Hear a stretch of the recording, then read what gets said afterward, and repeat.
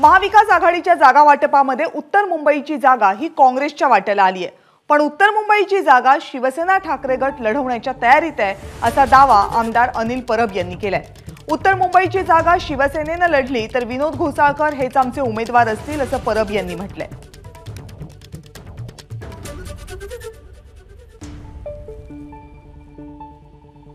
कुठल्याही निवडणुका अशा झालेल्या नाहीत की जिकडे बंडखोर उभा राहिलेला नाही आहे।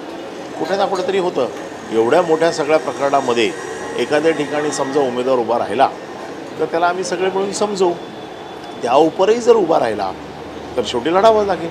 उत्तर मुंबईमध्ये तेजस्विनी घोसाळकर यांना काँग्रेस जागा देऊ शकते याबद्दल काय बोलणी झाली? नाही, असं काही बोलणं झालेलं नाही। त्यांना प्रपोजल गेलं असं ऐकलं? असं काही बोलणं झालेलं नाही, असं काही प्रपोजल पण नाही आहे। जर त्यांना गेलं तर त्या मशाला चिन्हावरच लढतील? माझ्या माहितीप्रमाणे ते कुठल्याही दुसऱ्या चिन्हावरती लढणार नाहीत।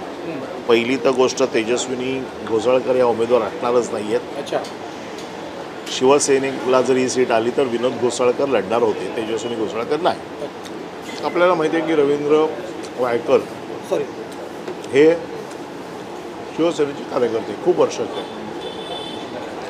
शिवसेनेकडे देखील त्यांना भरपूर दिला। पण वायकर निवडणूक लढतील अशी चर्चा आहे। अमोल कीर्तिकर यांच्यावरही दबाव टाकला जातो। वायकरांनी निवडणूक लढवावीच। मग ओरिजिनल शिवसेना कोणाची आहे हे एका मिनिटात कळून जाईल। एबीपी माझा, उघडा डोळे बघा नीट।